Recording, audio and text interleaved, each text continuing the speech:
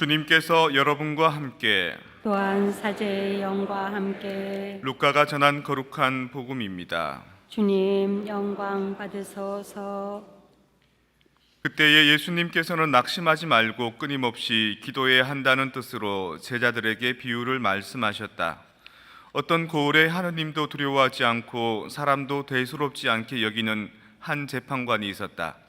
또 그 고을에는 과부가 한 사람 있었는데 그는 줄곧 그 재판관에게 가서 저와 저의 적대자 사이에 올바른 판결을 내려주십시오 하고 졸랐다. 재판관은 한동안 들어주려고 하지 않다가 마침내 속으로 말하였다. 나는 하느님도 두려워하지 않고 사람도 대수롭지 않게 여기지만 저 과부가 나를 이토록 귀찮게 하니 그에게는 올바른 판결을 내려주어야겠다. 그렇게 하지 않으면 끝까지 찾아와서 나를 괴롭힐 것이다.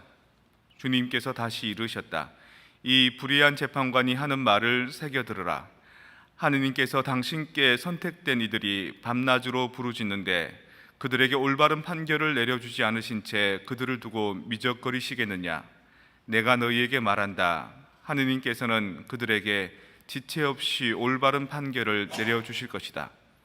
그러나 사람의 아들이 올 때에 이 세상에서 믿음을 찾아볼 수 있겠느냐? 주님의 말씀입니다.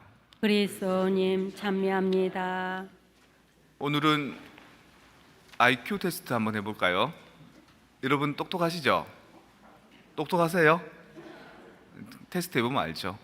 이제 영상에 이제 두 팀이 농구공을 이렇게 드리블을 하는 게 나옵니다. 그리고 패스를 하는데 검은 옷을 입은 팀이 나오고요, 흰 옷을 입은 팀이 나옵니다. 근데 여러분이 카운트해야 될 거는 흰 옷을 입은 사람들이 서로에게 공을 몇 번 패스하는지를 맞추는 겁니다.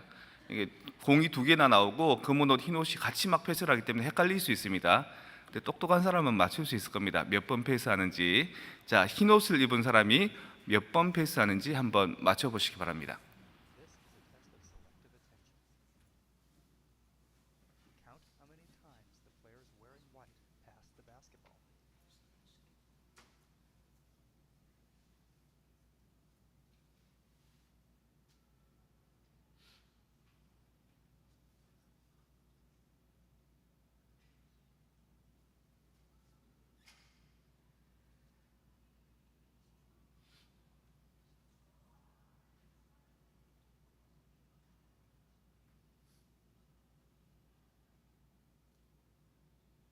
How many passes did you count?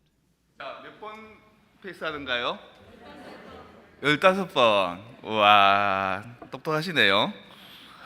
근데 혹시 고릴라 보셨나요?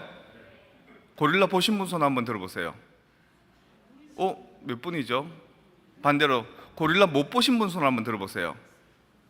네.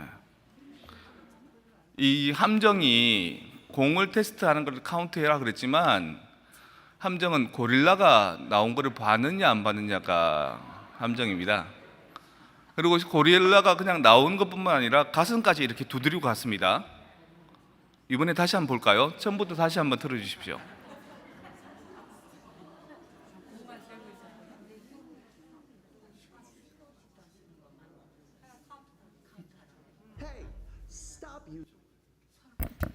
방송팀의 가브리엘 형제님, 고릴라 보이지 않는 고릴라 다시 한번 틀어주시겠어요? 1초부터. Count how many times the players wearing white passed the basketball. How many passes did you count?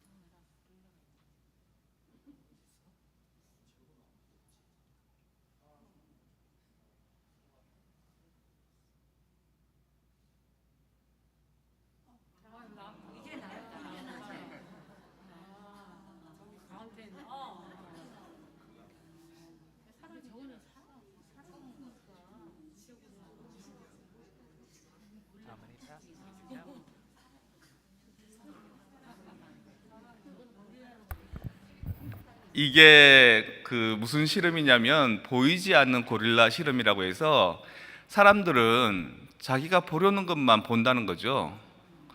보려는 것만 보기 때문에 자기들이 관심 없는 것은 안 본다는 겁니다. 흔히 여러 가지 사회적인 현상으로 표현하기도 하는데 저는 이걸 어떻게 표현하고 싶냐면 우리가 루카복음에서 계속 나오고 있는 말 중에 하나가 기도하는 법을 좀 가르쳐 주십시오. 어떻게 기도해야 됩니까? 우리가 하느님께 드리는 노력에 대해서 많이 집중을 합니다. 오늘 복음 말씀도 낙심하지 말고 끊임없이 기도해야 된다. 이것 때문에 재판관한테 가서 계속 올바른 판결을 내려주십시오라고 매달린다. 그렇게 너희도 기도해라. 이 얘기로만 보지 않습니까? 근데 고릴라를 놓치고 있는 겁니다. 사실은 우리가 하느님한테 뭔가를 말씀드리고 끊임없이 요청해서 하느님이 우리에게 그 기도를 들어주는 것, 이것에만 너무 포커싱 되어 있다는 거죠. 반대로 하느님께서도 도대체 우리가 뭘 원하는지를 듣고 계시다는 겁니다. 반대적인 입장에서 우리는 우리의 기도만, 우리의 소원만을 빌기 때문에 하느님께서는 이 기도에 대해서 어떤 태도로 받아들여 주시는가를 놓치고 있다는 겁니다. 그분도 우리한테 포커싱하고 있는 겁니다. 사실은 부모님한테 또는 할아버지 할머니한테 아이들이 얘기할 때 아이들이 잘 표현하지 못하는 것만 탓합니까 우리가? 도대체 이 아이가 원하는 게 뭔지, 깐난쟁이가 옹알옹알거리면 이 아이가 지금 기저귀가 젖었는지 배가 고픈지 더운지 추운지를 이렇게 바라봐주고 그거를 해결해 주지 않습니까? 하느님도 그렇다는 겁니다.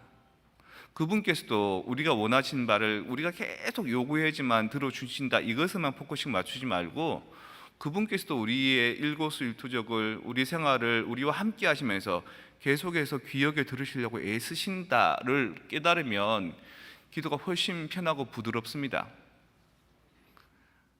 계속해서 열심히 끊임없이 기도하는 것도 중요하지만 반면에 그분께서도 우리에 대해서 상당히 집중하고 계신다, 우리 뜻을 들으려고 애쓰신다. 직장에서 사람들 이렇게 모으죠. 그때 보통 우리 일반적인 사람들은 어떤 직장에 들어갈까를 곤두세우지 않습니까? 저 직장에 들어가면 돈을 많이 벌고 저 직장에 들어가면 베네핏이 많고 저기는 조금 더 시간적 여유가 많고, 그래서 원하는 데를 들어가려고 막 애를 쓰지요. 그런데 그렇게 애를 쓰다 보면 입사가 잘 안 됩니다. 조건이 잘 안 맞아요. 근데 생각을 좀 바꿔보면 저 직장에서도 어떤 사람을 채용하고 싶어 할까? 그 회사에서도 좋은 사람을 쓰기가 쉽지 않습니다. 이 사람이 좋은 사람인지 나쁜 사람인지, 들어왔다가 조금 힘들면 그만둘 사람인지, 끝까지 함께 할 수 있는 사람을 지켜보는데 얼마나 신경을 곤두세우는지 모릅니다. 저기서도 나를 채용하는데, 구인하는데 애로사항이 많구나. 내가 저 직장에 들어가는데, 입사하는데 고민이 많은 것처럼 저기도 나 같은 사람들을 채용하는데 애로사항이 많구나. 그럼 어떻게 해야 된다? 내가 가지고 있는 능력치들을, 내가 가지고 있는 소양들을 여과 없이 잘 드러내 보이는 게 좋겠다.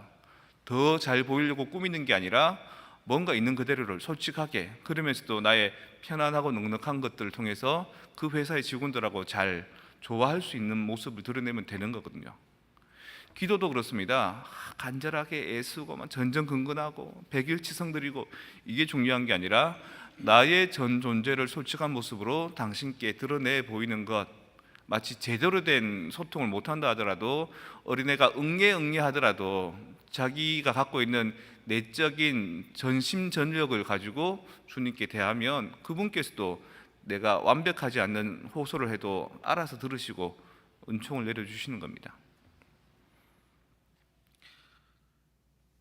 우리는 그것을 놓치고 있지는 않은지, 사실은 기도라는 게 단방향적인 그 속성들 때문에 우리로 하여금 막막하고 막연하게 하고 뭔가 충성어린 신앙생활만이 전부다라고 생각하는데 그게 아니더라.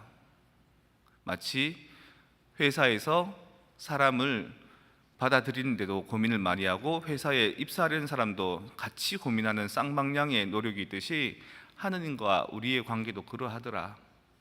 그것만 조금 깨달으면은 훨씬 더 주님께서 지금 내 기도를 기다리고 계시다, 그분께서 나의 사랑을 애달파하고 계시다 라는 것을 깨달을 수 있지 않을까.